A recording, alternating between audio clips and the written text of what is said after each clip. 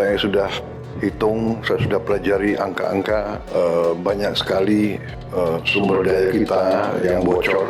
Sedikit demi sedikit kita tutup, juga illegal mining, tambang-tambang ilegal terlalu banyak penyelundupan. Ini benar-benar saya berharap Panglima TNI dan Kapolri benar-benar menindak aparat-aparatnya yang melindungi kegiatan penyelundupan ini. Kita tidak boleh takut. Bagaimana negara yang kaya ini mau dicolong, mau dicuri oleh negara orang lain yang tidak mempunyai sumber daya alam. Sejak tahun 98 sampai dengan 2025 September, penghasilan timah kita itu keluar 80%. Mestinya PT Timah sampai dengan akhir Desember ini, setiap tahun dia mesti mempunyai revenue kurang lebih 20 sampai 25 triliun. Tapi apa yang terjadi? Mereka hanya dapat 1,3 triliun per tahun. Kita memiliki nikel yang sangat besar. Kita memiliki bauksit yang sangat besar. Tapi yang terjadi adalah orang keluar pelabuhan tanpa pemeriksaan. Orang keluar bandara tanpa diperiksa. Itu under invoicing selama 20 tahun, kurang lebih 800 miliar US dollar. Kita menghadapi musuh dalam selimut. Apakah ada orang-orang besar, orang-orang kuat, jenderal-jenderal dari manapun? Tidak ada alasan kami akan bertindak atas nama rakyat.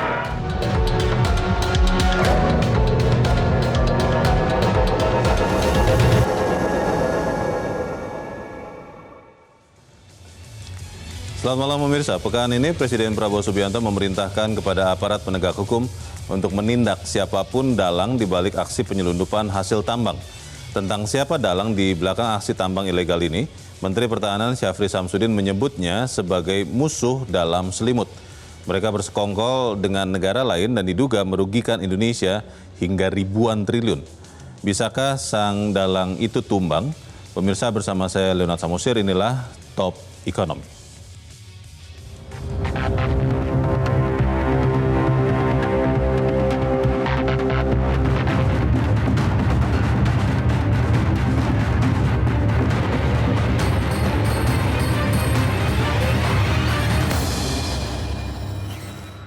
Ya pemirsa, akhirnya pemerintah mengumumkan ada aktor di belakang penyelundupan hasil tambang terutama timah.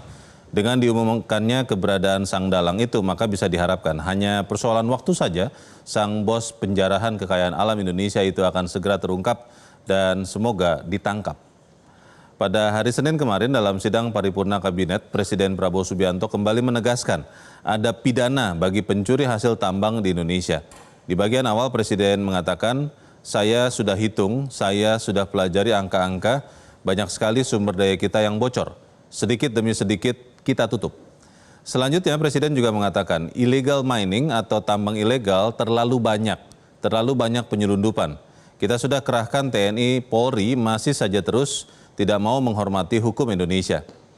Kebandelan dalang penjara kekayaan alam Indonesia ini, kata Presiden, harus waspadai kita, mengakibatkan kerugian besar ekonomi kita. Contoh dari Bangka, penyelundupan timah sudah berjalan cukup lama. Saya dapat laporan dari penegak hukum, ada pejabat-pejabat dan petugas TNI yang terlibat, petugas Polri terlibat. Saya berharap Panglima TNI dan Kapolri menindak laporan ini. Tentang siapa saja dalang yang membujuk aparat terlibat, Menteri Pertahanan Syafri Samsudin pekan lalu di Makassar membongkar ciri-cirinya, yaitu kita hadapi musuh dalam selimut yang tidak ingin negara kita bangkit ekonominya.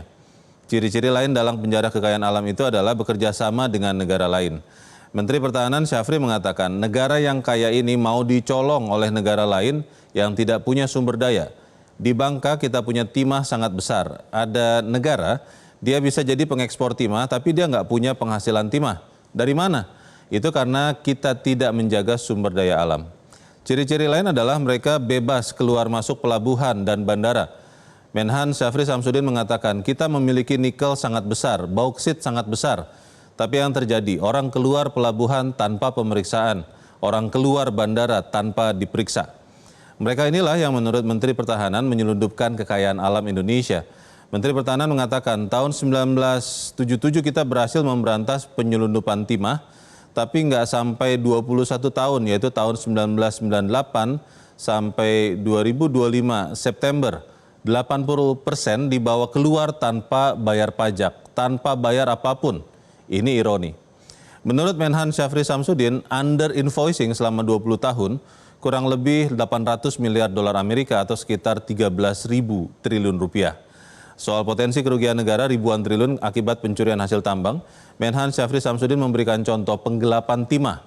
Menhan mengatakan bisa dibayangkan sejak tahun 1998 hingga 2025 penghasilan timah kita hilang 80%.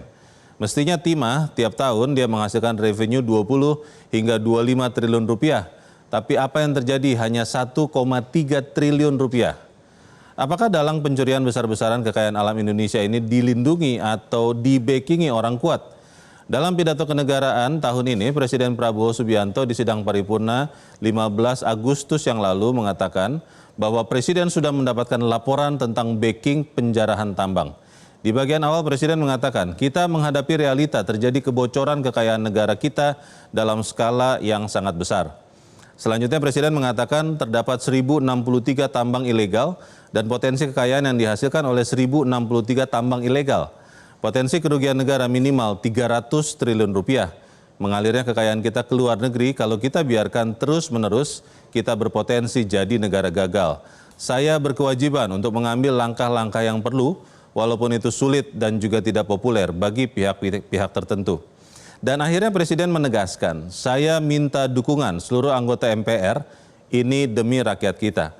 Apakah ada orang-orang besar, orang-orang kuat, jenderal-jenderal dari manapun, apakah jenderal dari TNI atau jenderal dari polisi, atau mantan jenderal, tidak ada alasan kami akan bertindak atas nama rakyat. Jadi pemirsa, apakah sang dalang itu bisa tumbang? Top Ekonomi akan kembali setelah yang satu ini, tetaplah bersama kami.